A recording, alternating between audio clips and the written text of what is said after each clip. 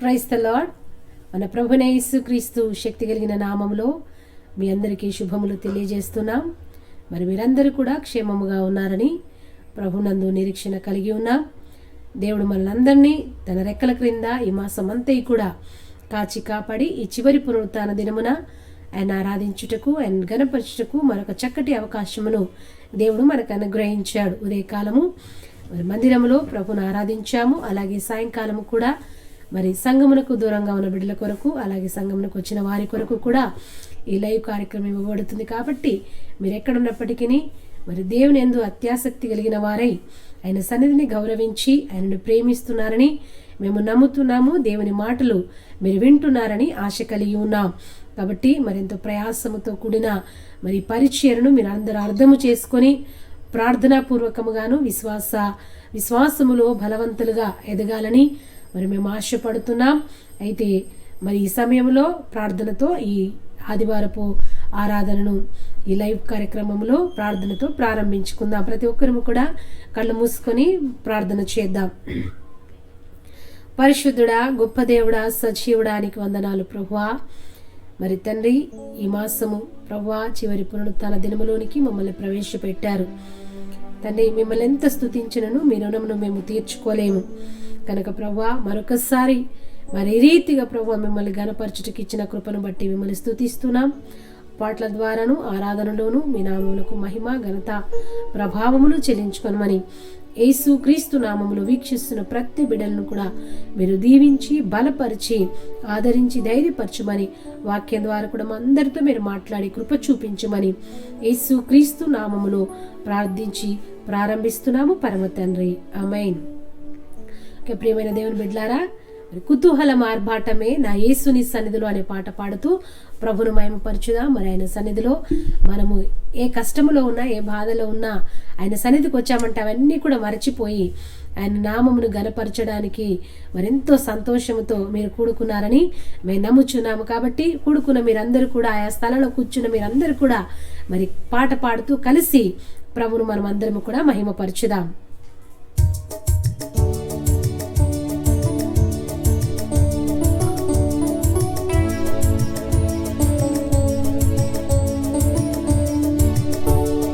కుతూహల మార్బాటమే నా యేసుని సన్నిధిలో, కుతూహల మార్బాటమే నా యేసుని సన్నిధిలో, ఆనందమానందమే నా యేసుని సన్నిధిలో, ఆనందమానందమే నా యేసుని సన్నిధిలో, కుతూహల మార్బాటమే నా యేసుని సన్నిధిలో, కుతూహల మార్బాటమే నా యేసుని సన్నిధిలో.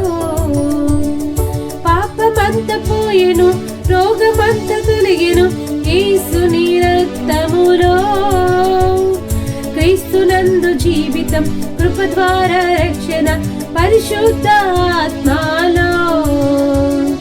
పాపమంత పోయెను, రోగమంత తొలగెను యేసుని రక్తములో, క్రీస్తునందు జీవితం, కృప ద్వారా రక్షణ, పరిశుద్ధ ఆత్మలో. కుతూహల మార్బాటమే నా యేసుని సన్నిధిలో, కుతూహల మార్బాటమే నా యేసుని సన్నిధిలో. దేవాతి దేవుడు ప్రతిరోజు నివసించు దేవాలయం నేనే, ఆత్మలోన దేవుడు గుర్తించి నన్ను అద్భుతమే. దేవాతి దేవుడు ప్రతిరోజు నివసించు దేవాలయం నేనే, ఆత్మలోన దేవుడు గుర్తించి నన్ను అద్భుతమే. కుతూహల మార్బాటమే నా యేసుని సన్నిధిలో, కుతూహల మార్బాటమే నా యేసుని సన్నిధిలో. శక్తినిచ్చు యేసు, జీవమిచ్చు యేసు, జయంపై జయమిచ్చును. ఏకముగా కూడి హోసన్న పాడి ఊరంతా చాటెదము. శక్తినిచ్చు యేసు, జీవమిచ్చు యేసు, జయంపై జయమిచ్చును. ఏకముగా కూడి హోసన్న పాడి ఊరంతా చాటెదము. కుతూహల మార్బాటమే నా యేసుని సన్నిధిలో, కుతూహల మార్బాటమే నా యేసుని సన్నిధిలో. బూరాధ్వనితో పరిశుద్ధులతో యేసు రానయ్యుండే. ఒక్క క్షణములోనే రూపాంతరం చెంది మహిమలో ప్రవేశించుదాం. బూరాధ్వనితో పరిశుద్ధులతో యేసు రానయ్యుండే. ఒక్క క్షణములోనే రూపాంతరం పొంది మహిమలో ప్రవేశించుదాం. కుతూహల మార్బాటమే నా యేసుని సన్నిధిలో, కుతూహల మార్బాటమే నా యేసుని సన్నిధిలో. ఆనందమానందమే నా యేసుని సన్నిధిలో, ఆనందమానందమే నా యేసుని సన్నిధిలో. కుతూహల మార్బాటమే నా యేసుని సన్నిధిలో, కుతూహల మార్బాటమే నా యేసుని సన్నిధిలో, కుతూహల మార్బాటమే నా యేసుని సన్నిధిలో. హల్లెలూయా. నిజమే ప్రియమైన దేవుని బిడ్డలారా, మనం ఎప్పుడైతే ప్రభుని ఆరాధిస్తామో మనకు శక్తి, బలము ఆయన సన్నిధిలోనే దొరుకుతుంది. కాబట్టి భోజనం చేస్తే శరీరమునకు బలము, కానీ దేవుని మాటలు విన్నప్పుడు, దేవుని ఆరాధించినప్పుడు మన ఆత్మీయతకు బలము దొరుకుతుంది. కాబట్టి శక్తి దొరుకుతుంది. కాబట్టి ఆయనను పాడుతూ ఆరాధన చేస్తూ నిత్యము ఆయన సన్నిధిలో జీవించే కృప దేవుడు మనకు అనుగ్రహించునుగాక. ఈ సమయంలో మనలందరినీ కాచి కాపాడి మనని పోషిస్తూ భద్రపరుస్తూ మనకు చాలిన దేవుడు ఉన్న ఆ దేవాతి దేవుని కళ్ళు మూసుకొని హృదయపూర్వకముగా నీవు ఆశ్చర్యకరుడవయ్యా, నీవు ఆలోచనకర్తవు, మరి నీ కళ్ళు అగ్నిజ్వాలల వంటి కనులు కలిగిన దేవుడవు నీ ఒక్కడవే ప్రభు అని ఆయనను కీర్తించుచూ పాడుతూ గనపరచుదాం. ప్రతి ఒక్కరము కూడా మరి హృదయంతరంగంలో నుండి వచ్చే స్తుతిని కోరుకునే దేవుడు, ఆయన పెదవుల నుంచి వచ్చే స్తుతిని కోరుకునే దేవుడు కాదు, కానీ అంతరంగములో నుండి నువ్వు ఏ రకముగా ఆయనను స్తుతిస్తున్నావో, మనుషులు చూడాలని ఆరాధన చేస్తున్నావా, లేదా నా స్తుతిని ప్రభు అంగీకరించాలి అని మనస్ఫూర్తిగా నీవు మరి ఆరాధన చేసినట్లయితే తప్పకుండా నీ స్తుతిని కోరుకునే దేవుడై ఉన్నాడు. కాబట్టి ప్రతి ఒక్కరూ కూడా కళ్ళు మూసుకొని మరి నాతో ఈ పాట పాడుతూ మరి ప్రభువుకు ఆరాధన చేద్దాం. ఆయన పాద సన్నిధిలో స్తుతించి కొనియాడుదాం.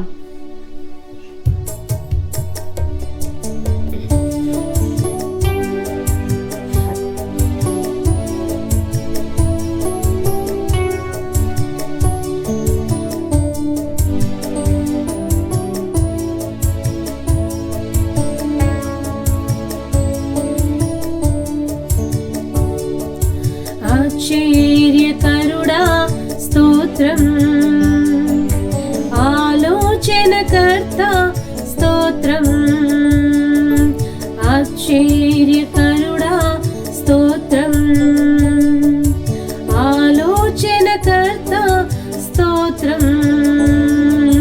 బలమైన దేవా నిత్యుడవగు తండ్రి సమాధానాధిపతి స్తోత్రం. బలమైన దేవా నిత్యుడవగు తండ్రి సమాధానాధిపతి స్తోత్రం. హల్లెలూయా, హల్లెలూయా, హల్లెలూయా.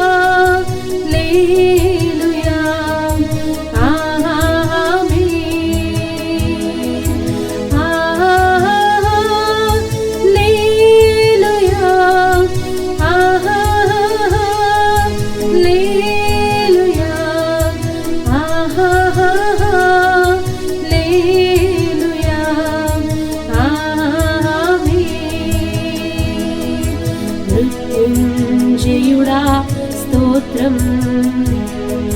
మహాగణుడా స్తోత్రం. మృత్యుంజయుడా స్తోత్రం. మహాగణుడా స్తోత్రం. మమ్మును కొనిపోవా త్వరలో రానున్న మేఘవాహనుడా స్తోత్రం. మమ్మును కొనిపోవా త్వరలో రానున్న మేఘవాహనుడా స్తోత్రం.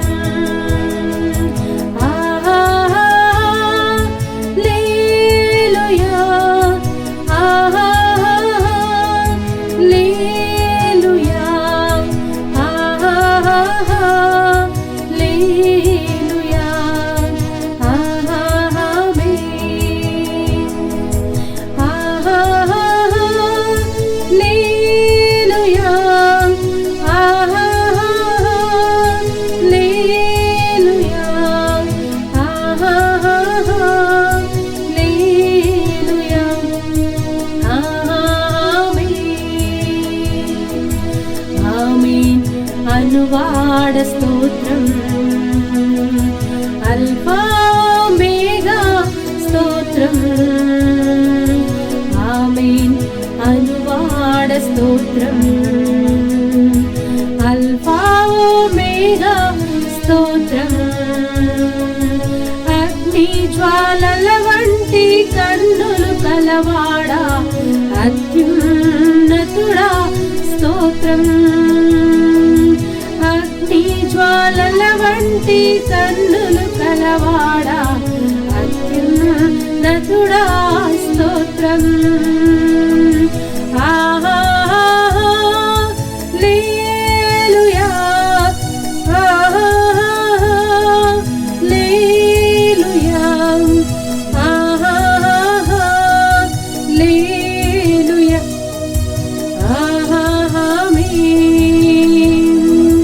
అత్యున్నత సింహాసనముపై ఆసీనుడవైన నా దేవా. అత్యున్నత సింహాసనముపై ఆసీనుడవైన నా దేవా. అత్యంత ప్రేమా స్వరూపివి నీవే. ఆరాధింతును నిన్నే. అత్యంత ప్రేమ స్వరూపివి నీవే. ఆరాధింతును నిన్నే. హల్లెలూయా. హల్లెలూయా. హల్లెలూయా.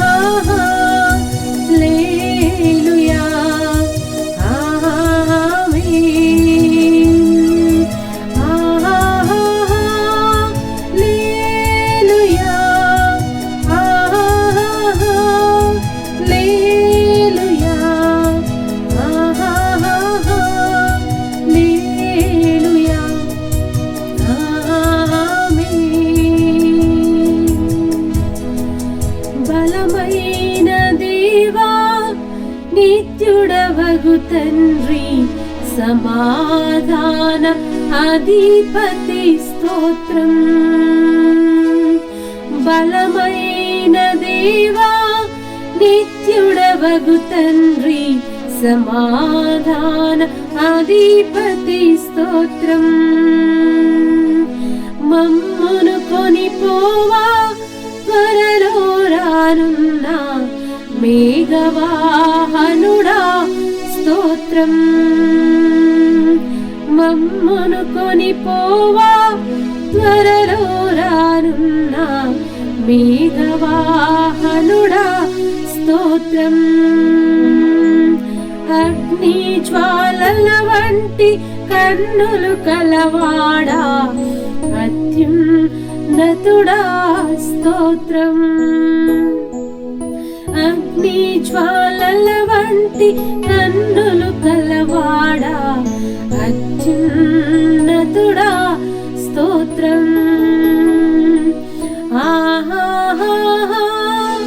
హల్లెలూయా.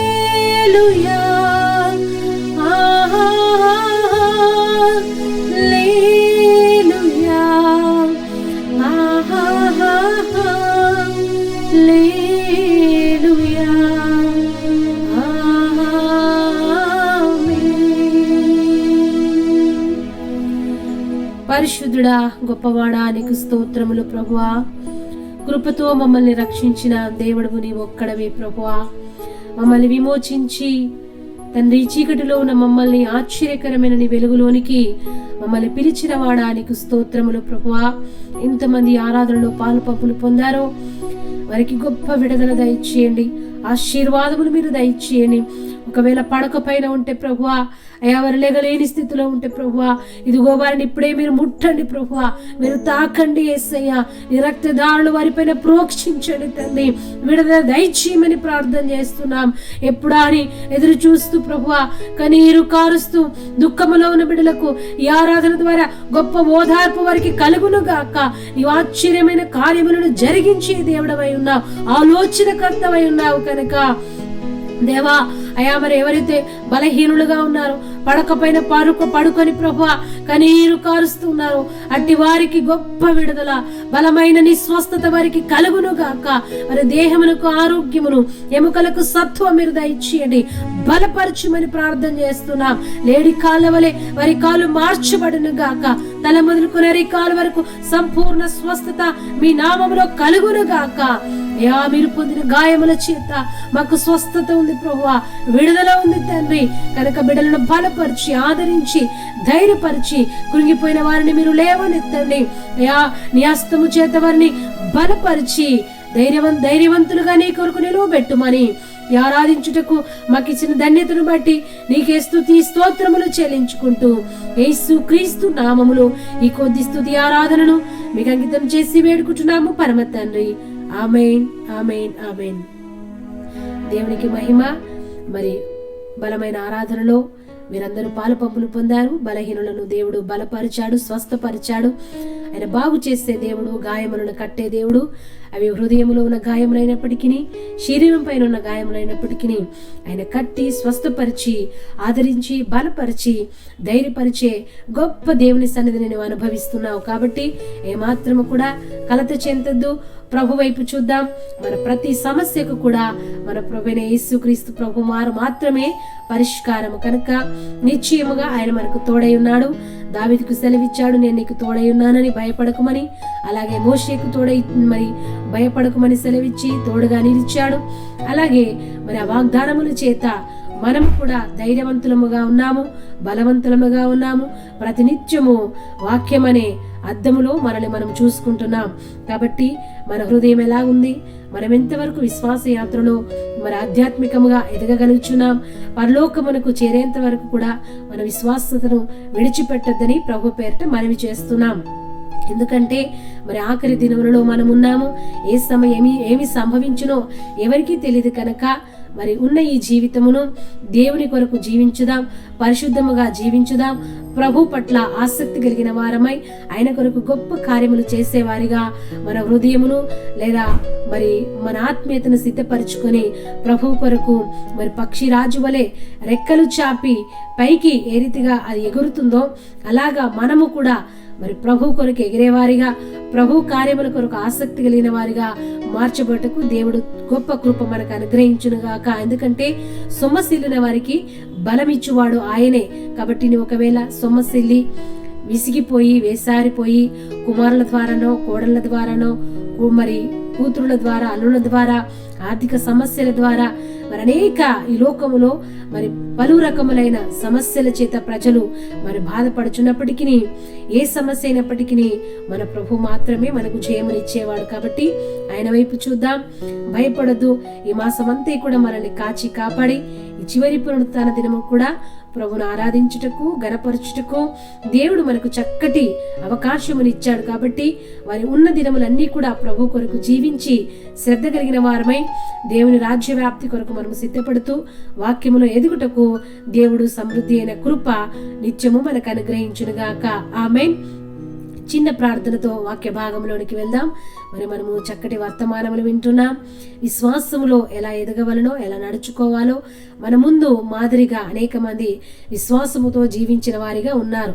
మీరు అనుకోవచ్చు, విశ్వాసము ద్వారా ఎలా జీవిస్తామండి, చదివితే లేదా ఉద్యోగం చేస్తే డబ్బు ద్వారా జీవించగలవచ్చు అని అనుకుంటున్నారేమో. కానీ విశ్వాసము అన్నింటికీ మించినది, శక్తివంతమైనది. కాబట్టి నీకేది ఉన్నా లేకపోయినా విశ్వాసం ఉంటే చాలు, అవన్నీ కూడా దేవుడు వెనకాల మనకి తప్పకుండా అనుగ్రహిస్తాడు. కాబట్టి విశ్వాసం అనే ఈ గొప్ప వరమును మనం పొందుకుందాం. విశ్వాస యాత్రలో మరి మనకంటే మాదిరిగా ముందున్న వారిని మనము మాదిరిగా తీసుకొని వారు ఏ రీతిగా నడిచారో అట్టి విశ్వాసములు కూడా మనము ఎదుగుటకు దేవుడు అట్టి కృప మనకు అనుగ్రహించునుగాక. ఆశ కలిగిన ప్రాణములను తృప్తిపరిచే దేవుడు. మనం అడిగితే ఎలా విశ్వాసముగా నేను నడుచుకోవాలో నాకు నేర్పించు ప్రభు అంటే ప్రభు తప్పకుండా మనకు అనుగ్రహిస్తాడు. ప్రార్థనతో వాక్యమును విందాం. దేవుడు మరి దేవసేవకులు నిలబెట్టుకుని చక్కని మాటల ద్వారా మనతో మాట్లాడులాగున ప్రార్థన చేద్దాం. పరిశుద్ధుడా, గొప్ప దేవుడానికి వందనాలు ప్రభువా. మరి తండ్రి, ఈ ఆరాధనలో మీరు గణపరచబడిన మీ నామము గణపరచబడిన విధానమును బట్టి మీకే స్తుతి స్తోత్రములు చెల్లించుకుంటున్నాం. అలాగే ప్రభువా, వాక్యం ద్వారా మాతో మీరు మాట్లాడండి. మీ దాసుని సిలువ చాటును మరుగుపరుచుకొని అయ్యా మరి ప్రభువా చక్కటి మాటల ద్వారా మమ్మల్ని బలపరచండి. వినగలిగిన చెవులను, గ్రహింపగలిగిన హృదయమును మా అందరికీ దయచేయమని దేవా, విశ్వాస వీరుల గురించి తండ్రి మరి మేము నేర్చుకుంటున్నాం. గత దినములలో ప్రభువా మరి నోవాహు గురించి, ఆనోకు గురించి, హేబేలు యొక్క విశ్వాసం గురించి మేము నేర్చుకున్నాం కనుక తండ్రి మరి ఈ వారము కూడా మరొక అంశంతో మరి ప్రభువా విశ్వాసంతో మేము నడుచుకొని నేర్చుకొని ముందుకు సాగిపోయే కృప మాకు దయచేయమని వాక్యం వింటున్న బిడ్డలందరినీ కూడా మీరు బలపరిచి, ఆదరించి, ధైర్యపరిచి కృప చూపించుమని యేసు క్రీస్తు నామములో ప్రార్థించి అడిగి వేడుకుంటున్నాము పరమ తండ్రి, ఆమేన్. Praise the lord. చక్కని వాక్యమును విందాం. Praise the lord. మన ప్రభువైన యేసుక్రీస్తు ప్రశస్తమైన జీవనామములో మీ అందరికీ వందనాలు తెలియజేస్తూ ఉన్నాను. ప్రియమైన దైవ జనాంగమా, మరి మీరందరూ ప్రభువునందు క్షేమంగా ఉన్నందుకు ఆ మహాదేవుని ఆరాధిస్తూ స్తుతిస్తూ ఉన్నాను. సంగమంతటికి దేవుడు చక్కటి క్షేమమునిచ్చినందుకు ప్రభువుకు మహిమ కలుగునుగాక. మరి ఇంతవరకు మనము పాట ద్వారా దేవుని మహిమపరుచుకున్నాం. ఈ సమయంలో మరి విశ్వాసము గురించినటువంటి విషయాల్ని మనం చెప్పుకుంటూ ఉన్నాం. విశ్వాసము అనేటువంటిది అనగా దేవుడు మొదట నా నీతిని, నా రాజ్యమును వెదుకుడి, సమస్తము మీకు అనుగ్రహించబడుతుందని మత్తయి సువార్తలో చెప్పిన ప్రకారముగా మరి మొదట మనల్ని వెతకవలసిన ఆ నీతి రాజ్యం ఏంటి అనేటువంటి ప్రశ్నతో మొట్టమొదట అపోస్తలులు విశ్వాసము మాకు పెంపొందించమని ప్రార్థించారు. కాబట్టి విశ్వాసం లేకుండా దేవుడికి ఇష్టడై ఉంట అసాధ్యము. ఆ విశ్వాసము మరి అవసరత ఏంటి, విశ్వాసం ఎలాగొస్తుంది, ఆ విశ్వాసమును మరి ప్రయోగించి మనకు మాదిరిగా నిలిచినటువంటి సందర్భాలు ఏంటి అనేవి మనం చెప్పుకుంటూ మరి ఆ క్రమంలో విశ్వాస వీరుల గురించి మనం మాట్లాడుతున్నాము. హెబ్రీ పత్రిక 11వ అధ్యాయంలో మనము చూస్తూ ఉన్నాం. ఆ క్రమంలో ఈరోజు అబ్రహాము గురించిన విశ్వాసము, ఆ విశ్వాసములో నుంచి మనము వినవలసింది, నేర్చుకోవలసింది, ఆలోచింపదగిన 3 విషయాల్ని నేను మీతో పంచుకోవాలనుకుంటున్నాను. ఈ యొక్క మాట చదివి ప్రార్థనతో ముందుకెళ్దాం. హెబ్రీలోకి రాసిన పత్రిక 11వ అధ్యాయము 8 నుంచి 10 వరకు మనం చదివి ప్రార్థన చేసి ముందుకెళ్దాం. అబ్రహాము పిలువబడినప్పుడు విశ్వాసమును బట్టి ఆ పిలుపునకు లోబడి తాను స్వాస్యముగా పొందనై ఉన్న ప్రదేశమునకు బయలు వెళ్ళెను, మరియు ఎక్కడికి వెళ్ళవలెనో అది ఎరుగక బయలు వెళ్ళెను. ప్రార్థనతో ముందుకెళ్దాము. చిన్న ప్రార్థన. ప్రభువానికి స్తోత్రం. మరి విశ్వాసం అనేది మేము ఏ విధంగా ఆశించాలో నేర్చుకుంటున్న ఈ క్రమంలో విశ్వాస వీరుల గురించి అయ్యా మా ముందు ఉంచిన ఈ వరుసలు మేము ధ్యానిస్తుండగా దేవా, ఈరోజు మరి అబ్రహాము విశ్వాసములో నుండి మేము నేర్చుకోవలసిన నీతి మాటల్ని మాకు బయలుపరచమని దాసునికి అయ్యా మీరు బురగా వాడుకొని నీ మాటలు అందించమని, వింటున్న వారిని నిశ్చయముగా దీవించమని యేసుక్రీస్తు నామములో ప్రార్థిస్తున్న తండ్రి, ఆమేన్. ప్రియమైన దైవ జనాంగమా, అబ్రహాం యొక్క విశ్వాసము మరి ఆయన విశ్వాసులకు తండ్రిగా దేవుడి చేత ఆయన నియమించబడ్డాడు. కాబట్టి ఆయన విశ్వాసం చాలా అద్భుతమైనది, ఆశ్చర్యమైనది. నిరీక్షణ లేనప్పుడే దేవుణ్ణి నమ్మాడు. ఎక్కడికి వెళ్ళాలో తెలియకుండానే ఆయన మాట విని బయలుదేరాడు. అంత గొప్ప విశ్వాస వీరుడైన. అందుకనే ఈ ప్రపంచంలోనే అబ్రహాము విశ్వాసాలందరికీ కూడా తండ్రిగా దేవుడు ఆయనను ఆశీర్వదించాడు. మొదట ఆయన పేరు అబ్రహాము, కానీ 17వ అధ్యాయము 5వ వచనంలో అబ్రహాము అనగా అనేకులకు తండ్రి అనేటువంటి అర్థమిచ్చే ఆ అబ్రహాము అనే మాటను పేరును ఆయనకు మార్చినట్లుగా మనం చూస్తాము. కాబట్టి ప్రియ దేవుని బిడ్డలారా, పేరు ఎల్లవేళలా పలుకుటకు, పిలుచుటకు పేరును ఉపయోగిస్తాం కదా. అంటే దేవుడు ఒక సంకల్పాన్ని ఎప్పుడూ మనం వింటూ ఉండాలి, ఆయన సంకల్పాన్ని ఎప్పుడూ పలుకుతూ ఉండాలి అనేది దేవుని యొక్క ఉద్దేశమై ఉన్నది. అందుకనే అబ్రహాము, నువ్వు అనేకులకు తండ్రివి అనేటువంటి ఆ మాటను ఆయన చెవులో మాటికి వినాలని ఆయన ఆశించాడు. కాబట్టి మనం కూడా దేవుని యొక్క బైబిల్ గ్రంథాన్ని, ఆ వాక్యాన్ని ఎప్పుడూ మనం చదువుతూ వింటూ మాట్లాడుతూ ఉండడం ద్వారా ఆ మాటల్లో శక్తి ఉంది. కాబట్టి నిర్జీవమైనవి జీవముగాను, అసాధ్యమైనవి సాధ్యముగా మనం చూస్తామన్నమాట ప్రియ దేవుని బిడ్డలారా. కాబట్టి అబ్రహాము అనేటువంటి ఆ మాటను మరి ఆయన మాటికి వింటూ అనేకులకు తండ్రివి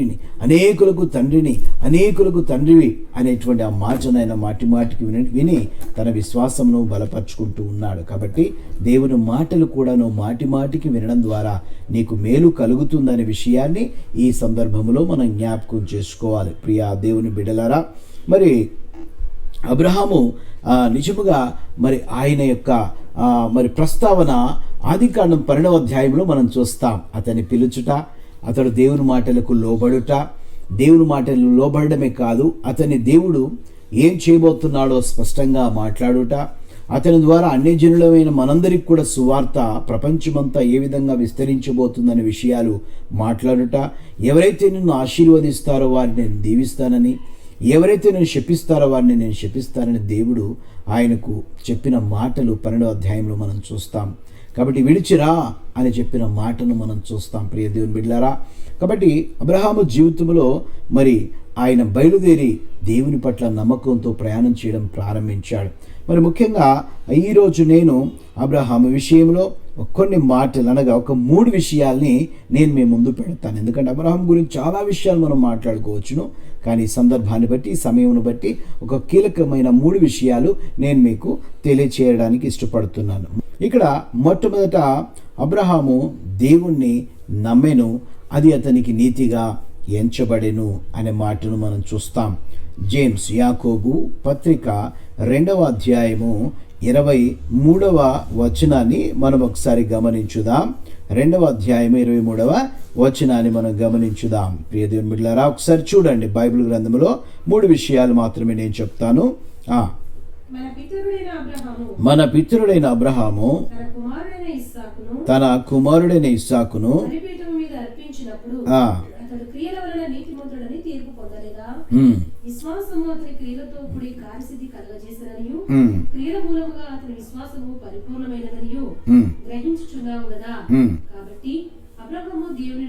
కాబట్టి అబ్రహాము దేవుని నమ్మెను, అది అతనికి నీతిగా ఎంచబడెను. ప్రియ దేవుని బిడ్డలారా, మొట్టమొదట దేవుని మాటల్ని ఆయన నమ్మాడు, విశ్వసించాడు, అందువల్ల అతనికి అది నీతిగా ఎంచబడెను. ప్రియ దేవుని బిడ్డలారా, దేవుని మాటల్ని విశ్వసించినటువంటి వారి జీవితంలో ఈ రోజున మనం అందరం కూడా విశ్వసిస్తున్నాం. అబ్రహాము వలె మనం కూడా దేవుని నమ్ముచున్నాం కదా. అయితే దేవుని నమ్మేటువంటి అబ్రహాములో ఉన్న ఈ యొక్క 2 లక్షణాలు ప్రధానంగా నీలో ఉంటే నువ్వు కూడా దేవుణ్ణి నమ్ముచున్నావు, అట్టి విశ్వాసములో నువ్వు కూడా ప్రయాణం చేస్తున్నావు అనే గుర్తు అన్నమాట. ప్రియ దేవుని బిడ్డలారా, మనము అనేక విషయాలు చెప్పుకోవడం కంటే ఈ విషయం ద్వారా నీవే స్థానంలో ఉన్నావు, నీవేమై ఉన్నావో, నిజముగా నువ్వు విశ్వాసి అనుకుంటున్నటువంటి నీవు నిజముగా అబ్రహాం యొక్క విశ్వాసంలో నువ్వు ఉన్నావా అనేది ఈ యొక్క గుర్తుతో నీకు నిర్ధారించబడుతుంది. మొట్టమొదట ఈ అబ్రహాము నమ్మెను, అతను నీతిగా ఎంచబడి, అతడు దేవుని మాట నమ్మాడు. మరి నమ్మినటువంటి వ్యక్తిగా అబ్రహాములో ఉన్న 2 లక్షణాలు నేను చూపిస్తాను. ఇవి మనలో ఉంటే మనం కూడా నమ్ముచున్న వారిమే. మొట్టమొదట అబ్రహాం ఏం చేస్తున్నాడంటే దేవుని సంకల్పములను తన కుటుంబానికిను అనేక మందికి ఆయన బోధిస్తున్నాడు. ఒక బోధకుడిగా ఉన్నాడు, దేవుని యొక్క ఉద్దేశములను బోధించువాడిగా ఉన్నాడు.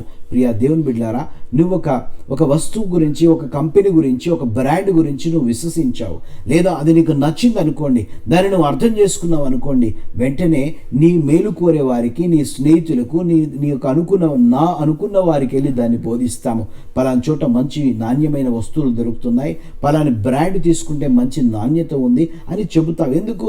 నువ్వు ఫీల్ అవుతున్నావు, దాన్ని నువ్వు అనుభవపూర్వకంగా నువ్వు అనుభవించి ఉన్నావు కాబట్టి అదే మీరు ఇతరులకు కావాలని నువ్వు ఆశిస్తున్నావు. ఎందుకంటే నువ్వు దాన్ని నమ్ముతున్నావు కాబట్టి. ఎప్పుడైతే దేవుణ్ణి నువ్వు నమ్ముతావో అబ్రహాము వలె నువ్వు ఇతరులకు బోధించడం ప్రారంభిస్తావు. ఒకవేళ నువ్వు నమ్ముతున్నావు కానీ ఎవరికి దేవుని గురించి మాట్లాడట్లేదంటే నీ నమ్మకం మృతమైనదనే సత్యాన్ని గ్రహించాలి. కాబట్టి అలాంటి విశ్వాసం కాకుండా అబ్రహాము లాంటి విశ్వాసం మనం కలిగి ఉండాలని ఈయనను బట్టి మనం నేర్చుకుందాం ఈరోజు. కాబట్టి ప్రియ దేవుని బిడ్డలారా, అబ్రహాము గురించి మనం చూస్తే చూడండి, ఆయన తన కుటుంబానికి బోధిస్తున్నట్లుగా మనం చూస్తాం. ఆదికాండము 18వ అధ్యాయము 19వ వచనాన్ని మనం చూద్దాం. Genesis chapter 18 verse 19. ఎట్లనగా యెహోవా అబ్రహాముని గురించి ఆయన సాక్ష్యం ఇస్తున్నాడు. యెహోవా దేవుడు చెప్పినది అతనికి కలుగజేయునట్లు తన తర్వాత తన పిల్లలను తన ఇంటి వారును నీతి న్యాయములు జరిగించుచు యెహోవా మార్గములను గైకొనున్నట్లు అతడు వారికి ఆజ్ఞాపించున్నట్లు నేను అతన్ని ఎరిగి ఉన్నాను అంటున్నాడు. ప్రియ దేవుని బిడ్డలారా, ఈ యొక్క విశ్వాసం ఉంచిన నీతిమంతుడు, నీతిగా ఎంచబడిన ఈ వ్యక్తి చేస్తున్న కార్యం చూసారా? తను ఏదైతే నమ్మాడో, ఏ దేవుణ్ణైతే నమ్మాడో, ఏ మాటల యందు విశ్వాసం ఉంచాడో అతడు మౌనంగా ఉండక దానిని తన కుటుంబ సభ్యులకు బోధిస్తున్నాడు. ఇంచుమించు తన కుటుంబంలో మరి యుద్ధ ప్రావీణ్యం గలవారే 300 మందికి పైగా ఉంటే ఇంకా తన కుటుంబ సభ్యులు అందరూ కూడా ఆయన మాటల యందు విశ్వాసం ఉంచి ఆయన పట్ల దేవుడు చేయబోతున్న కార్యాలు ఆయనకును రాబోతున్న తరాలకు ఎంత అమూల్యమైనవో, ఎంత శ్రేష్టమైనవో, ఎంత బలమైనవో, అవి వారి జీవితంలో కూడా ఎలా నెరవేర్చబడబోతున్నాయో, వారు ఎలా ప్రవర్తించాలో అనే విషయాన్ని నేర్చుకుంటున్నారండి ప్రియ దేవుని బిడ్డలారా. కాబట్టి ఒకవేళ నువ్వు అబ్రహాము వలె నువ్వు కూడా నీతిమంతుని అనుకుంటున్నావా? అయితే నీలో ఈ యొక్క మంచి గుణం ఉండాలండి. ఇతరులకు, నీ కుటుంబానికే కావచ్చు, ఇతరులకి కావచ్చు, నీవు నమ్మిన ఆ నమ్మకాన్ని 10 మందికి బోధించే వ్యక్తిగా ఉండడమే అబ్రహాము యొక్క విశ్వాసమునకు సూచన అయి ఉన్నది. నీవు అట్టి విశ్వాసిగా ఉంటే తప్పకుండా నీవు నమ్మిన సిద్ధాంతాన్ని, నువ్వు విశ్వసించిన నీ దేవుని గురించి చెప్పక మానవండి. నువ్వు బోధించే వ్యక్తిగా నువ్వు ఉండాలి. ఫస్ట్ నీ పిల్లలకి, నీ కుటుంబానికి ఆయన నీ పట్ల చేసిన వాగ్దానములు, ఆయన నీ పట్ల సంకల్పములు ఏమైతున్నాయో ఆ యేసుక్రీస్తు ప్రభువు ద్వారా వాటిని నువ్వు నమ్మినావు, దాన్ని బోధించే వ్యక్తిగా నువ్వు ఉండాలి. ఈ మంచి అలవాటు నీకు కావాలి. అప్పుడే నీ విశ్వాసము ఫలభరితమైందిగా ఉంది. అప్పుడే అబ్రహాము యొక్క విశ్వాసంలో ఉన్నావని సత్యాన్ని గ్రహించాలండి. ఇక రెండవ విషయము ఏముంది ఆయనలో? ఈ నీతిమంతుడికి ఉండవలసిన రెండవ లక్షణం ఏంటంటే ఈయన అనేక మంది కోసం వేడుకునేటువంటి వాడిగా ఉన్నాడు. ఎవరు నశించకూడదని దేవుని సన్నిధిలో వేడుకునేవాడై ఉన్నాడండి. కాబట్టి నీతిమంతుని లక్షణం ఏంటంటే సత్యాన్ని బోధించడము, అంతేకాకుండా సత్యము కొరకు మరి నిలబడి ప్రజలు అసత్యములో మగ్గి నాశనం కాకుండా వారి కోసం ప్రభు దగ్గర ప్రార్థన చేయడం నీతిమంతుడి లక్షణం అండి. వారి కోసం కన్నీరు కార్చడం, బ్రతిమిలాడడం, ఒక మధ్యవర్తిగా నువ్వు వ్యవహరించడం అనేది నీకు ఉండవలసిన మంచి అబ్రహాము లక్షణం అండి. కాబట్టి నీ కుటుంబానికి, నీ బిడ్డలకు, నీ బంధుమిత్రులకు, నీ స్నేహితులకు, నీ సమాజమునకు, నీ రాష్ట్రానికి, నీ దేశానికి, ప్రపంచానికి నువ్వు ఒక మధ్యవర్తిగా వేడుకోవాల్సిన అవసరం ఉందండి. కాబట్టి ప్రియ దేవుని బిడ్డలారా, ఇక్కడ అబ్రహాము నీతిమంతుడు, నమ్మాడు. కానీ ఆయనలో ఉన్న ఆ నమ్మకం యొక్క లక్షణాలు ఏంటంటే మొట్టమొదట బోధించుట ఆ సత్యమును, రెండవది విజ్ఞాపన చేయుట, మొర్రపెట్టుట. అయ్యో నీతిమంతులుగా నశించకూడదు, ఈ లోకము నశించకూడదని దేవుని దగ్గర బ్రతిమలాడడం మామూలు బ్రతిమలాడడం కాదండి. చూద్దాం ఒకసారి ఆ మాట. ఆదికాండము 18వ అధ్యాయము 23వ వచనాన్ని మనం చూద్దాం. Genesis chapter 18 verse 23. అప్పుడు అబ్రహాము దేవునిని సమీపించి ఇలాగంటున్నాడు, దుష్టులతో కూడా నీతిమంతుల్ని నాశనము చేయుదువా? ఆ పట్టణములో చూసారండి, ఇంకా బేరం ఆడుతున్నాడు. ఏమండి, 100 మంది, 50 మంది, 20 మంది, 10 మంది ఇలాగా దేవుణ్ణి బ్రతిమలాడుతున్నాడయ్యా, నీతిమంతుడు నశించకూడదు, ఎదుటి వ్యక్తి నాశనం కాకూడదని ఆయన గోజాడుతూ ప్రార్థన చేస్తూ దేవుణ్ణి బ్రతిమలాడడం మనం చూస్తున్నాం. ఎందుకనగా ఇతడు నీతిమంతుడై ఉన్నాడు. ప్రియ దేవుని బిడ్డలారా, దేవుని యందు మరి నమ్మకము గలవాడు, దేవుని మాటల యందు విశ్వాసము కలిగి అతడు నీతిమంతుడిగా ఎంచబడ్డాడు. కాబట్టి ఇతనుకున్న ఈ ప్రధానమైన 2 లక్షణాలు మనం జ్ఞాపకం చేసుకోవాలి. ఒకటి, అతడు దేవుని యొక్క సంకల్పములను రాబోచున్న తరాలకు తెలియచేయడానికి పాటుపడుచున్నాడు. రెండవది, నశించకుండా ప్రజలు రక్షించబడాలని దేవుని సంలో ప్రజలకు దేవునికి మధ్యవర్తిగా గోజాడుతున్నాడండి. ఇలాంటి క్రియ నీలో లేకపోతే నీలో అబ్రహాము యొక్క విశ్వాసం నీలో లేదు. ఒకవేళ నీలో ఉంటే దీన్ని పెంపొందించుకో, ఇంకా నీ విశ్వాసం, నీవు కూడా అబ్రహాము వలె నీతిమంతుడిగా ఎంచబడతావనే సత్యాన్ని, నీవు కూడా అబ్రహాము ఆశీర్వాదం వారసుడిగా ఉంటావనే సత్యాన్ని దేవుడు జ్ఞాపకం చేస్తున్నాడు. ప్రియ దేవుని బిడ్డలారా, అయితే ఇది మొదట ఆయన నమ్మి నీతిగా ఎంచబడిన ఆయనకున్న మంచి లక్షణాల్లో ఒక 2 మీకు చెప్పాను. ఇకపోతే రెండవ విషయం ఏంటంటే అతడు లోబడేవాడై ఉన్నాడండి. దేవునికి లోబడేవాడు, దేవునికి దాసుడై ఉన్నాడు, దేవునికి లోబడేవాడై ఉన్నాడు. ఎంతగా లోబడతాడంటే తన సొంత కుమారుని బలి ఇమ్మంటే కూడా వెనకాడు, తన పుట్టిన కుమారుని ఎడారిలో విడిచిపెట్టమంటే కూడా ఆయన ఏమాత్రము కూడా మరి కాదనేటువంటి వాడు. మరి ఆ విధముగా ఆయన దేవుని కొరకు ఎంతగా దాసోహమైపోయాడంటే దేవుని కొరకు ఎంతగానో అతడు దాసోహమవుతున్నాడు. ఇక్కడ ప్రియ దేవుని బిడ్డలారా, మరి చిత్తం ప్రభువా, నువ్వేం చెప్తావో నీ చిత్తమే నేను చేయడానికి ఉన్నాను ప్రభువా అంటాడనమాట. అంటే ఎంతగా లోబడుతున్నాడండి. మొట్టమొదట ఏం చేశాడైనా దేవుని మాటను నమ్మాడు, నీతిమంతుడిగా ఎంచబడ్డాడు. ఆ నీతిమంతుల్లో ఉన్న 2 ప్రధానమైన లక్షణాలు ఏమైతే ఉండాలో అవి నీలో ఉండాలి, నాలో ఉండాలని చెప్పుకున్నాం. ఇక రెండవ అంశం ఏంటంటే ఆయన లోబడే తత్వం అనేది చాలా అద్భుతంగా ఉందండి. ఆయన దేవునికి ఎంత వరకంటే ఆయన లోబడడానికి ఆయన ఇష్టపడుతున్నాడండి. చూడండి ఒకసారి ఆదికాండం 22వ అధ్యాయం 1లో మనం చూస్తాము. 22 జెనసిస్ 22 చాప్టర్ 1. ఆ సంగతులు జరిగిన తర్వాత దేవుడు అబ్రహామును పరిశోధించెను. ఆయన అబ్రహామా అని పిలువగా అతడు చిత్తము ప్రభువా అనెను. అప్పుడు ఆయన, నీకు ఒక్కడై ఉన్న నీ కుమారుని అనగా నీవు ప్రేమించు ఇస్సాకును తీసుకుని మోరియా దేశములకు వెళ్ళి అక్కడ నేను నీతో చెప్పబోవు పర్వతములలో ఒక దాని మీద దహనబలిగా అతన్ని అర్పించమని. చాలండి, చూసారా? చిత్తం ప్రభువా, నువ్వేం చెప్తావో నీకోసం నేను కాసుకొని ఉన్నానయ్యా. చిత్తం ప్రభువా, నువ్వేం చెప్తావో చెప్పండి అయ్యా, నేను చేయడానికి రెడీగా ఉన్నానయ్యా అని తనకిచ్చిన ఈ దేహము తన సొత్తు కాదు, తన కుటుంబం తన సొత్తు కాదు, దేవుని సొత్తు, దేవుని ద్వారా పొందుకున్నాను అనే సత్యాన్ని, ఆ కృతజ్ఞత ఆయన కలిగి ఉన్నాడండి. లోబడుచున్నాడు. ప్రియ దేవుని బిడ్డలారా, నిజంగా నువ్వు దేవునికి లోబడుచున్న వ్యక్తిగా ఉంటే నిజముగా నీవు ఒక్కరికే లోబడతావండి. దేవుడు ఒక సూచన ఇచ్చాడు ఏ విషయంలో కూడా. నువ్వు దేవునికి లోబడుతున్నావా లేదా, నువ్వు దేవునికి లోబడే వ్యక్తివా కాదా అనేటువంటిది ఒక సూచన ఇక్కడ ఉందండి. ఏంటో చూపిస్తాను మీకు. అది నిజంగా అబ్రహాములాగా మరి నిజంగా నువ్వు దేవునికి లోబడే వ్యక్తివా ఉన్నట్లయితే ఇదిగో ఈ లక్షణాలు నీలో ఉంటాయి. వాటిని మనం చూద్దాం. మత్తయి సువార్త 6వ అధ్యాయము 24వ వచనాన్ని మనం చూద్దామండి. మనమందరం కూడా అబ్రహాము వలె అట్టి విశ్వాసమును మనం నేర్చుకోవాల్సిన వారిమై ఉన్నాము. అందులో ఉన్నామో లేదో పరిశీలించుకుంటున్నాం ఈ సమయంలో. ఇప్పుడు మనము ఆ మత్తయి సువార్త మాథ్యూ చాప్టర్ 6:24 చదవండి. ఎవడును ఇద్దరు యజమానులకు దాసుడుగా ఉండనేరడు. ఒకని ద్వేషించి ఒకని ప్రేమించును, లేదా ఒకని పక్షంగా ఉండి మరొకని తృణీకరిస్తాడటండి. మీరు దేవునికిని సిరికిని దాసులుగా ఉండనేరరు. ప్రియ దేవుని బిడ్డలారా, నువ్వెవరికి దాసుడవు, నువ్వెవరికి లోబడుతున్నావో ఈ చిన్న పరీక్ష వల్ల తెలిసిపోతుందండి. ప్రియ దేవుని బిడ్డలారా, అబ్రహాము దేవునికి లోబడ్డాడు కాబట్టి తన సొంత కుమారుణ్ణి కూడా ఇవ్వడానికి, దేవుణ్ణి ఆ విధంగా ఘనపరచడానికి ఆయన వెనుకడుగు వేయలేదన్నమాట.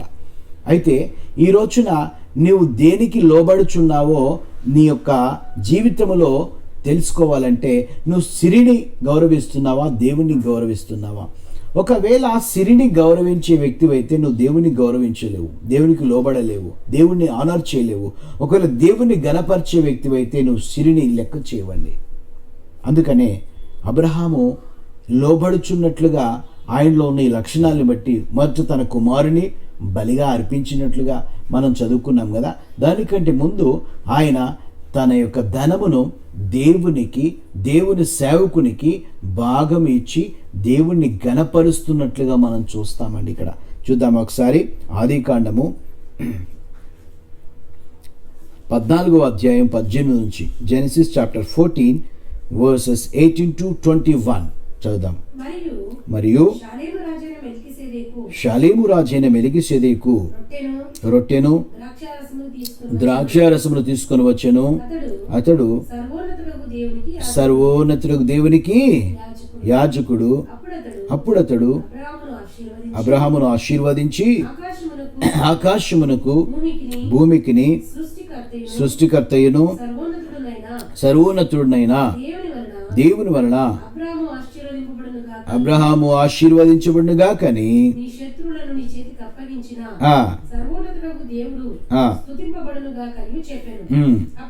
అప్పుడు అతడు అన్నిటిలో ఇతనికి 10వ వంతు ఇచ్చెను. ప్రియ దేవుని బిడ్డలారా, ఇక్కడ ఇతడు సిరి గొప్ప ధనాన్ని ఆయన సంపాదించుకున్నాడు. అక్కడ యుద్ధం చేసి కష్టపడి ప్రాణాలు తెగించి వెళ్ళి సంపాదించుకున్నాడు. ఇక దేవుడు నాకు ఇంత సంపాదన ఇచ్చాడని సంపాదన వైపు అతని సంపాదనను మొక్కుట్లేదు. ఆ సంపాదనలో నుంచి దేవుణ్ణి మొక్కుతున్నాడు, దేవుణ్ణి ఆనర్ చేస్తున్నాడు, దేవుని గణపరచుట. సామెతల గ్రంథములో మీరు చూడండి 3వ అధ్యాయం 9వ వచనములో నీ ధనముతో దేవుణ్ణి గణపరచుము అంటున్నాడు. నీ జీవితంలో నిజంగా దేవునికి దాసుడువా, సిరికి దాసుడువా, లోకానికి దాసుడువా, దేవునికి దాసుడువా? దేవునికి దాసుని అని చెప్పుకుంటూ అనేక మంది లోకానికి సిరికి దాసులుగా ఉన్నారండి. కాబట్టి ప్రియ దేవుని బిడ్డలారా, ఈ విషయముతో నువ్వు అబ్రహాములాగా దేవునికి లోబడే వ్యక్తివా కాదా? అబ్రహాము లాంటి ఆశీర్వాదాలకు నువ్వు వారసుడువా కాదా, పోగొట్టుకునేవాడివా ఇక్కడ తెలిసిపోతుంది. కాబట్టి ప్రియ దేవుని బిడ్డలారా, నీ ధనం విషయంలో, నీ సంపద విషయంలో ఎప్పుడు కూడా దాన్ని నువ్వు లక్ష్య పెట్టవు, దేవుణ్ణే గౌరవిస్తావండి. అందుకే సామెతల గ్రంథం 3:9 చదివినప్పుడు నీ ధనముతో దేవుణ్ణి ఘనపరచుము అని ఉంది. దేవుణ్ణి ఘనపరచడంలో ఇదొక భాగం. నీ ధనముతో, నీ రాబడితో, నీ ఐశ్వర్యముతో, నీ ఆస్తితో దేవుణ్ణి ఘనపరిచేటువంటి వాడు సిరికి దాసుడు కాదు, దేవునికే దాసుడు, దేవునికే లోబడువాడు, దేవునికే భయపడువాడని ఇందు మూలముగా అర్థమవుతుంది. కాబట్టి ఈ రోజున చాలామంది సేవకులు మరి వారి విశ్వాసంలో దిగజారిపోయి మాట్లాడడం నేను వింటూ ఉంటాను. దేవునికి ధనమిచ్చే వాళ్ళని తిడతారు, దేవుని కొరకు పనిచేయుటకు ధనము తీసుకునే వాళ్ళని కూడా తిడుతూ ఉంటారు. ఎందుకు వీళ్ళకి కడుపుమంట అంటే వీళ్ళు దేవుని కంటే ఎక్కువగా ధనానికే ప్రాధాన్యతనిస్తున్నారు, వీరు ముఖ్యంగా సిరికి దాసులై ఉన్నారు అనే విషయాన్ని వీళ్ళు అర్థం చేసుకోవాలి, వింటున్న వారు అర్థం చేసుకోవాలి. ఎవరైతే ధనమును కాక దేవుని గణపరిచేవాడు దేవునికి ఇవ్వడములో అస్సలు అలసిపోడు. ఎందుకు? ఈ మధ్య మంచి గాయకులు స్వర్గీయ ఎస్పి బాలసుబ్రహ్మణ్యం గారు కొన్ని ఇంటర్వ్యూలో నేనేదో అలా వచ్చింది చూశాను. దాంట్లో వాళ్ళ తల్లి సాక్ష్యం ఇస్తోంది. నా కుమారుడు చాలా మంచివాడు, తన కుటుంబాన్ని బాగా చూసుకుంటాడు, నన్ను కూడా ఈ వయసులో ఏ కొరత లేకుండా నన్ను ఆయన పోషిస్తున్నాడు అంటే, దానికి గాయకులు సుబ్రహ్మణ్యం గారు దాన్ని ఒప్పుకోరు. నా తల్లిని నేను పోషించడం ఏంటి, సమస్తము ఆమె నుండి నేను పొందుకున్నాను ఈ జీవితాన్ని, ఆమెను నేను పోషించడం ఏంటి, దాన్ని ఒప్పుకోవట్లేదు ఆయన. అలా కాదు, నేనే అమ్మను పోషించడం ఏంటి, అమ్మకు నేను సేవ చేస్తున్నాను అంటాడు ఆయన. ప్రియ దేవుని బిడ్డలారా, దేవునికి నువ్వివ్వడం ఏంటి, సమస్తం ఆయన నుంచి పొందుకొని నేను ఆయనకి ఇచ్చానని చెప్పుకోవడం ఏంటి?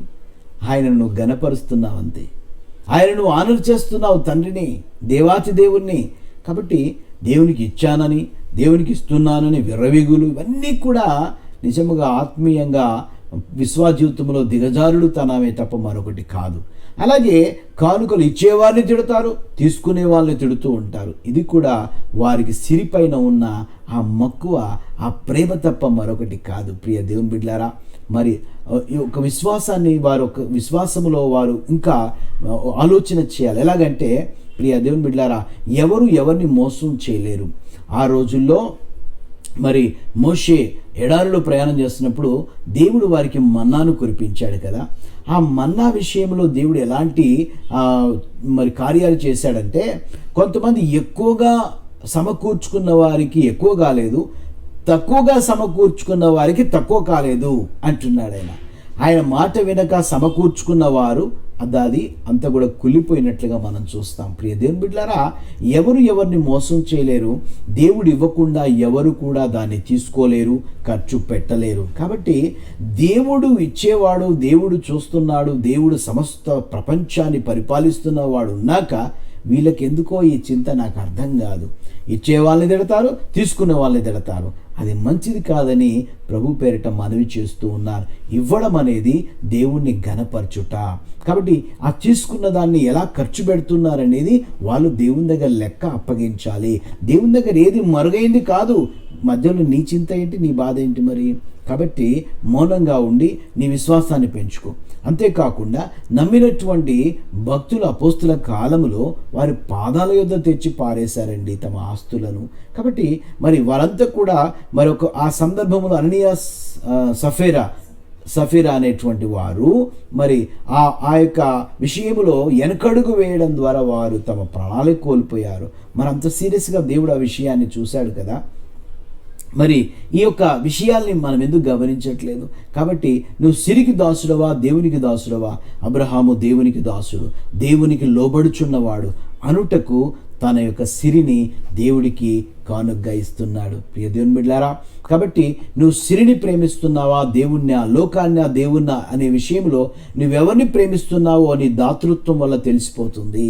కాబట్టి ఇప్పుడైనా నువ్వు ఒకసారి మేలుకొని నీవు నిజంగా అబ్రహాములాగా దేవుణ్ణి ఆరాధన చేస్తున్నావా, దేవునికి లోబడే వ్యక్తివైతే నువ్వు డబ్బు విషయంలో ఎప్పుడు కూడా దేవునికి తక్కువ చేయవు, దేవునికి ఇవ్వవలసింది దాచుకోవు, మింగవు, దేవుడికి ఇవ్వవలసింది దొంగిలించక ఇంకా ఎక్కువే దేవుడికి లెక్కలేనంతగా శక్తి కొలదిగా దేవునికి ఇవ్వడం అనేది బైబిల్ మనకు నేర్పిస్తుందండి. అలా చేయడం ద్వారా దేవుడు భూలోకములోను పరలోకములోను నిన్ను అత్యధికముగా ఆయన దీవిస్తారనే వాగ్దానాలు మనకున్నాయి. వాటి యందు విశ్వాసం ఉంచి మరి సిరికి దాసుడవు కాక దేవునికి దాసుడువుగా, సిరికి లోబడక దేవునికి లోబడు. ఇందుకు సూచన నువ్వు అర్పించే అర్పణలు అనే విషయాన్ని గమనించాలి. ప్రియ దేవుని బిడ్డలారా, కాబట్టి నువ్వు ఎలా అర్పిస్తున్నావో, ఎలాగ పిసినుగొట్టుగా ఉన్నావా లేదా ధారాళముగా ఉన్నావా, దేవుని కొరకు మరి హృదయపూర్వకముగా సంతోషముగా విత్తుచున్నావా లేదా వీళ్ళ మాటలు విని సందేహపడుతున్నావా? ఎవరి వైపును వెళ్తున్నావు? ఎవరిని నువ్వు ఆరాధన చేస్తున్నావు? సిరినా దేవుణ్ణా? ఒక్కసారి జ్ఞాపకం చేసుకొని అబ్రహాము యొక్క ఆశీర్వాదాలు నీకు కావాలంటే అబ్రహాము వలె దేవునికి లోబడు, దేవుణ్ణి ఆరాధన చేయి, దేవుణ్ణి నీ ధనముతో ఘనపరచడం నేర్చుకో, దేవుని సేవను. హల్లెలూయా, ప్రైజ్ ది లార్డ్. ఇంకొక విషయం ఏంటంటే అబ్రహాము మరి తన విశ్వాసము, చాలామంది అబ్రహాము దేవుని నమ్మెను, ఆయనకు అది నీతిగా ఎంచబడెను, అందుకే అందరూ నీతిమంతులు అని చెప్పి మాట్లాడుతూ ఉంటాం కదా. కానీ అబ్రహాము కేవలం నమ్మకం ద్వారా మాత్రమే నీతిమంతుడు కాలేదండి, తన క్రియల ద్వారా తన విశ్వాసమును పరిపూర్ణము చేసుకున్నాడు. ఈ విషయాన్ని గమనించాలి. ప్రియ దేవుని బిడ్డలారా, చూడండి ఒకసారి యాకోబు పత్రికలో 2వ అధ్యాయము 21 నుంచి మనం ఒకసారి గమనించుదాం. అందరు తీయండి. Book of James chapter 2 verse 21 to 24 verses చదువుదామా? మన పితరుడైన అబ్రహాము తన కుమారుడైన ఇస్సాకును బలిపీఠం మీద అర్పించినప్పుడు అతడు క్రియల వలన నీతిమంతుడని తీర్పు పొందలేదా? విశ్వాసము అతని క్రియలతో కూడా కార్యసిద్ధి కలగజేసి క్రియల మూలముగా తన విశ్వాసము పరిపూర్ణము అయినదండి. ప్రియ దేవుని బిడ్డలారా, మీ విశ్వాసం ఎప్పుడు పరిపూర్ణమవుతుందంటే మీరు విశ్వాస సంబంధమైన క్రియలు కలిగి ఉన్నప్పుడే పరిపూర్ణమవుతుంది. కాబట్టి అబ్రహాము ఆ దేవుణ్ణి నమ్మి అతడు నీతిమంతుడు తీర్చబడ్డప్పుడు అతనికి ఉన్న క్రియలు ఏంటండి? ఒకటి, ఇతరులకు టీచ్ చేస్తున్నాడు, దేవుని విశ్వాసాన్ని బోధిస్తున్నాడు, ఇతరుల క్షేమం కొరకు వేడుకుంటూ ప్రార్థన చేస్తున్నాడండి. తర్వాత రెండవ లక్షణం ఏంటండి? అతడు దేవునికి లోబడుచున్నాడు. లోబడుచున్నాక గుర్తేంటండి? సిరికి దాసుడు కాకుండా దేవుణ్ణి ఆయన ఘనపరుస్తున్నాడు. తన సిరితో, తన యొక్క రాబడితో లేదా తన ఆస్తితో దేవుణ్ణి ఘనపరచుట మనం చూస్తున్నామండి. ఈ క్రియల వల్ల దేవుణ్ణి అతడు లోబడుచున్నట్లుగా, తన కుమారుణ్ణి సైతము అర్పించి దేవునికి లోబడుచున్నట్లుగా తన క్రియల ద్వారా తన విశ్వాసాన్ని పరిపూర్ణం చేసుకోగలిగాడు. అంతేకాకుండా ఈ యొక్క విశ్వాసం అనేది క్రియల ద్వారా పరిపూర్ణం అవ్వాలి అనే విషయాన్ని కూడా మనము ఈ మాటలు మనకు నొక్కి చెబుతున్నాయన్నమాట. ప్రియ దేవుని బిడ్డలారా, కాబట్టి ఈ రోజున నీ విశ్వాసము క్రియారూపకము దాల్చకపోతే అది మృతమైనది అంటున్నాడు. క్రైస్తవ జీవితము మరొక శవం వలె దుర్వాసన కొడుతున్న సందర్భాల్లో ఉన్నారు చాలామంది. కొంతమంది క్రైస్తవ జీవితము సువాసనగా ఉన్నట్లుగా ఉన్నారు. కారణం ఏంటంటే క్రియలేని విశ్వాసము మృతమైనది కాబట్టి మృతమైన వాసన వస్తుంది. క్రియలు కలిగిన విశ్వాసము సజీవమైనది, అది ఎప్పుడు కూడా సువాసనగానే ఉంటుంది. ప్రియ దేవుని బిడ్డలారా, ఇక్కడ మనం ఈ రోజున చేయవలసిన విశ్వాస క్రియలు కూడా మనకు బోధించబడ్డాయి. కాబట్టి మనము ఇలాంటి విశ్వాస క్రియలతో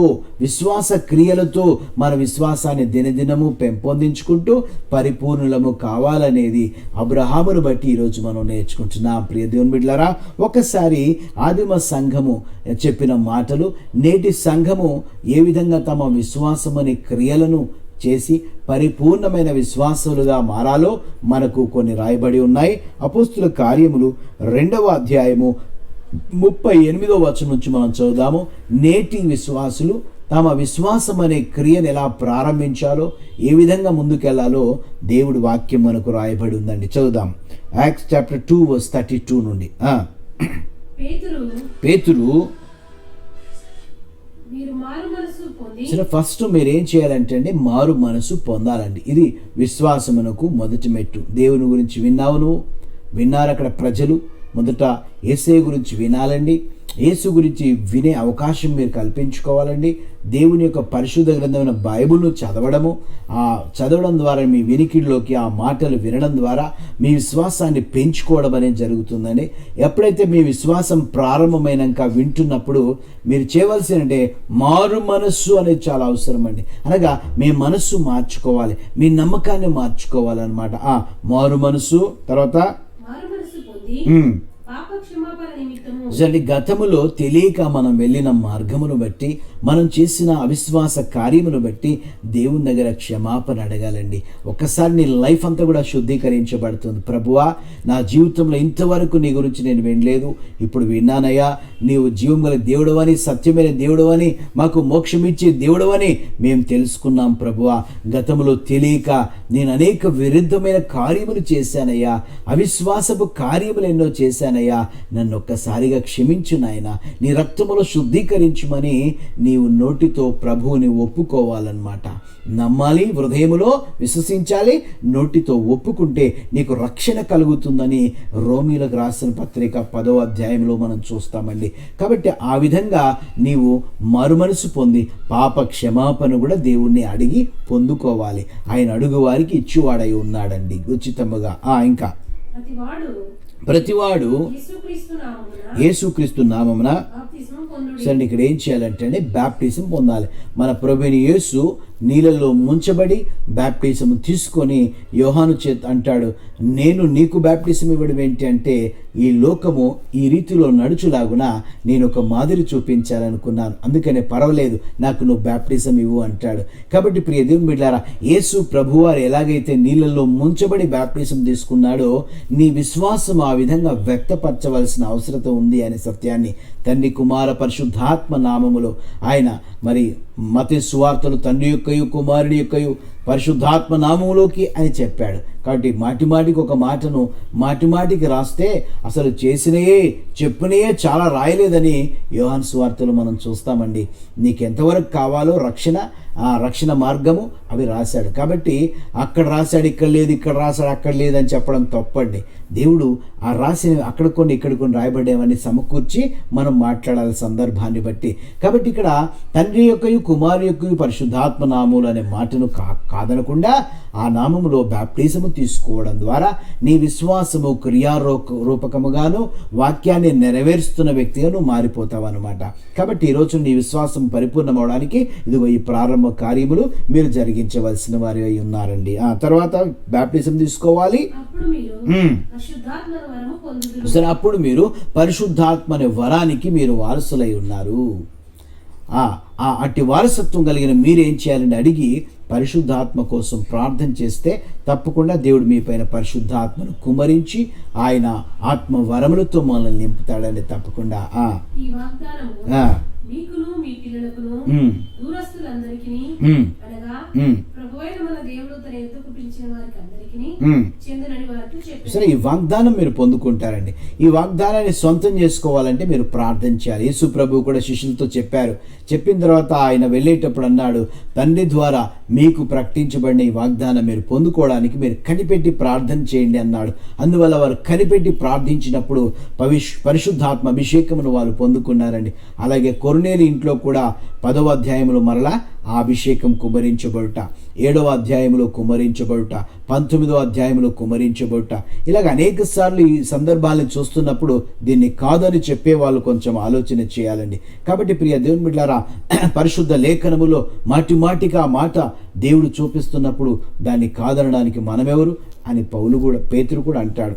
పేతురుతో యూదులు మరి అక్కడ ఉన్నటువంటి తోటి అపోస్తులు ఆయనతో కొంచెము మరి డిస్కషన్ చేస్తారనమాట. ఏంటి అన్యజనుల మధ్యలోకి ఎందుకు వెళ్ళావు నువ్వు అంటే, మునుపు మనపైన కుమ్మరించబడినట్లుగా కొర్నేలి ఇంట్లో కూడా కుమ్మరించబడింది.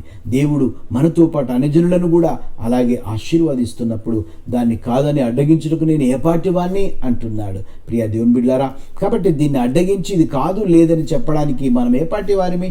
దేవుని చిత్తమే నెరవేరునుగాక, ప్రతి ఒక్కరిపైన పరిశుద్ధాత్మ దేవుడు నిండుగా కుమ్మరించబడునుగాక. ఆ విధంగా మనందరం ప్రార్థన చేద్దాం. నువ్వు ఈ విధంగా విశ్వాసము పెంచుకోవడానికి, పరిపూర్ణమవడానికి ఆ పరిశుద్ధాత్మను అడగాలి, పొందుకోవాలి.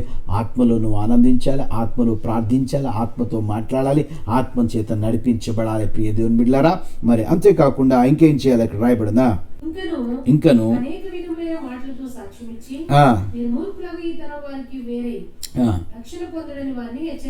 మనము ప్రత్యేకంగా ఉండాలని వాక్యము సెలవిస్తుందండి.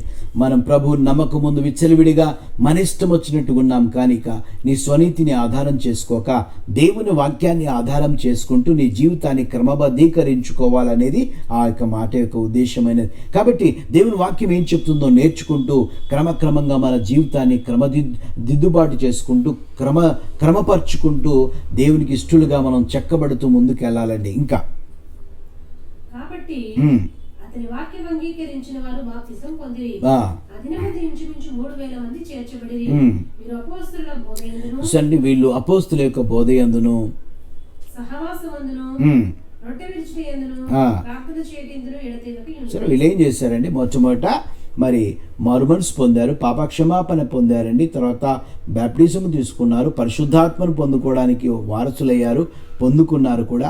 ఆ తర్వాత వారందరూ కూడా మూర్ఖులకి తరముతో అనగా ఒక ప్రత్యేకమైన జీవితాన్ని, వాక్యానుసారమైన జీవితాన్ని వాళ్ళు అలవర్చుకోవడం ప్రారంభించారండి.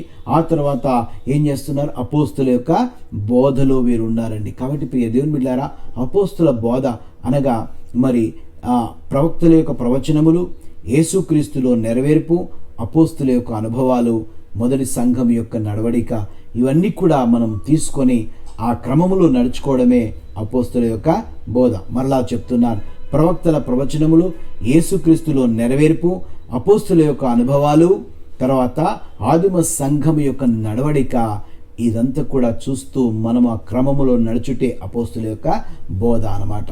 ప్రియ దేవుని బిడ్డలారా, ఆ విధంగా మనం ఏది తీయకుండా చేర్చకుండా వారి క్రమములో మనం నడుచుకొని వెళ్ళాలి. అందుకే ఎఫెసీ 2వ అధ్యాయము 19, 20, 21 రాయబడింది. క్రీస్తు మరి మూలరాయిగాను అపోస్తులు ప్రవక్తలు వేసిన ఆ పునాది రాళ్లపైన మనము చక్కగా కట్టబడాలనే మాట మనం వింటాము. చాలామంది కడుతున్నారట, కానీ ఆ కట్టడం అగ్ని చేత పరీక్షించబడి కాలిపోయి వ్యర్థమవుతుంది కార్యము. ఒకవేళ నువ్వు పునాది పైన ఉంటే అది వ్యర్థం కాదనమాట. కాబట్టి ఎవరో కడుతున్నారు, ఎవరో బోధిస్తున్నారు, ఎవరో చేస్తున్నారు కాదండి. మీరు అపోస్తులు అనే పునాదుల పైన ఉన్నారా లేదా, క్రమములో ఉన్నారా లేదా చూసుకోవాల్సిన అవసరము మీ పైన కూడా ఉందని సత్యాన్ని జ్ఞాపకం చేస్తున్నారు.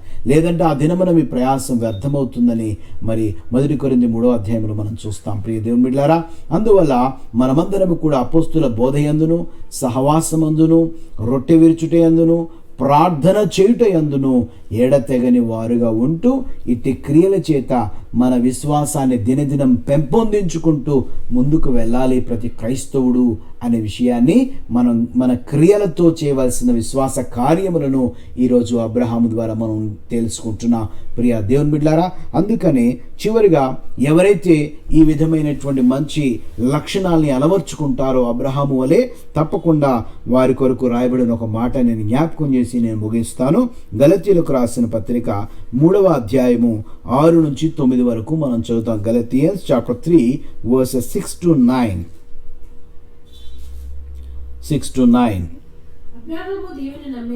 అబ్రహాము దేవుణ్ణి నమ్మెను, అది అతనికి నీతిగా ఎంచబడెను. కాబట్టి విశ్వాస సంబంధులే అబ్రహాము కుమారులని మీరు తెలుసుకొనుడి. దేవుడు విశ్వాసమూలముగా అన్యజనులను నీతిమంతులుగా తీర్చునని లేఖనము ముందుగా చూచి నీయందు అన్యజనులందరూ ఆశీర్వదించబడుదురని అబ్రహామునకు సువార్తను ముందుగా ప్రకటించెను. కాబట్టి విశ్వాస సంబంధులే విశ్వాసము గల అబ్రహాముతో కూడా ఆశీర్వదించబడుదురు. ప్రియ దేవుని బిడ్డలారా, అబ్రహాముతో నువ్వు ఆశీర్వదించబడాలి. అబ్రహాము యొక్క ఆశీర్వచనాలను వారసుడు కావాలంటే నీవు కూడా ఇట్టి విశ్వాసం కలిగి ఉండాలని ప్రభు పేరిట మనవి చేస్తూ ఉన్నాను. కాబట్టి ఈరోజు అబ్రహాము యొక్క విశ్వాసమును బట్టి మనం విన్న ఈ విషయాలను ఒకసారి ధ్యానం చేసుకొని ప్రతిరోజు కూడా మీ హృదయాలు స్థిరపరచుకుంటే తప్పకుండా అబ్రహాము యొక్క ఆశీర్వాదాలు మీ సొంతం కాబోతున్నాయనే సత్యాన్ని మనం నమ్ముదామండి. దేవుడు అటు కృపా విశ్వాసము అటు ఆశీర్వాదములో మనల్ని నడిపించునుగాక. వచ్చే వారము మరొక విశ్వాస వీరుడు గురించి మనం నేర్చుకుందాం.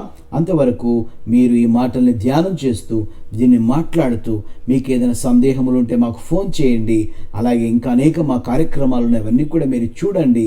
ఈ ఛానల్కు సబ్స్క్రైబ్ అవ్వండి, అలాగే లైక్ చేయండి, షేర్ చేయండి, మీ కామెంట్స్ పంపించి మరి పరిచర్యను బలపరచాల్సిందిగా మనవి చేస్తూ ఈ యొక్క ప్రసంగాన్ని మరి ముగిస్తూ ఉన్నారు. ఇంతవరకు దేవుని వాక్యమును మనం విన్నాం. మరి సమయంలో ఇది పునరుత్థాన దినము కాబట్టి దేవుడు మనకిచ్చిన దాంట్లో అమూల్యమైన కానుకలను దేవునికి సమర్పించుకుందాం. మరి స్క్రీన్ పైన మీకు గూగుల్ పే, ఫోన్పే కనబడుతుంది. వాటిని వినియోగించుకోవాల్సిందిగా ప్రభు పేరిట మనవి చేస్తున్నాం. అలాగే ఈ సమయంలో పాట పాడుతూ మరి మన కానుకలను సమర్పించుకుందాం.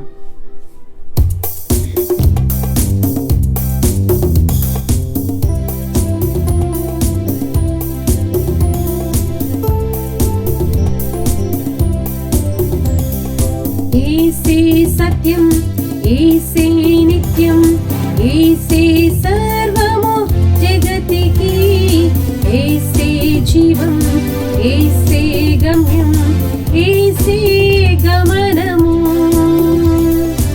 ఏసే సత్యం, ఏసే నిత్యం, ఏసే సర్వము జగతికి, ఏసే జీవం, ఏసే గమ్యం, ఏసే గమనము.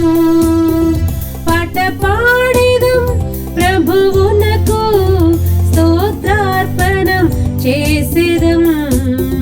పాట పాడేదం ప్రభువునకు స్తోత్రార్పణం చేసేదం. ఏసే సత్యం, ఏసే నిత్యం, ఏసే సర్వము జగతికి, ఏసే జీవం, ఏసే గమ్యం, ఏసే గమనము. బలములై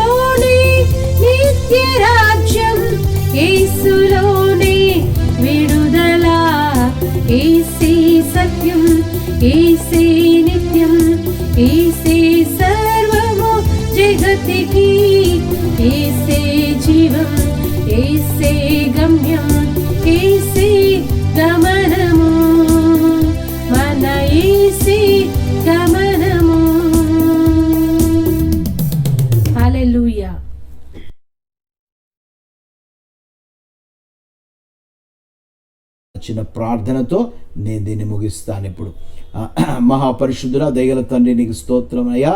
ఇంతవరకు చెప్పిన మాటల్ని స్థిరపరచు, బలపరచుమని, నీ బిడ్డలు చేసిన ఆరాధనని, సమర్పించిన కానుకలను అంగీకరించి దీవించుమని యేసు క్రీస్తు నామమున అడిగి ప్రార్థిస్తున్నాను పరలోకపు తండ్రి, ఆమేన్. మన తండ్రిని దేవుని ప్రేమ, మన ప్రభువైన యేసు క్రీస్తు కృప, పరిశుద్ధాత్మ దేవుని సన్నిధి నడిపింపు మనకు, సంఘానికి, సకల పరిశుద్ధులకు, వీక్షిస్తున్న ప్రతి ఒక్క బిడ్డకు సదాకాలము తోడైని నడిపించును గాక. Amen, amen. God bless you. మీ అందరికీ వందనాలు. మరలా వచ్చే వారం మనము కలుసుకుందాం.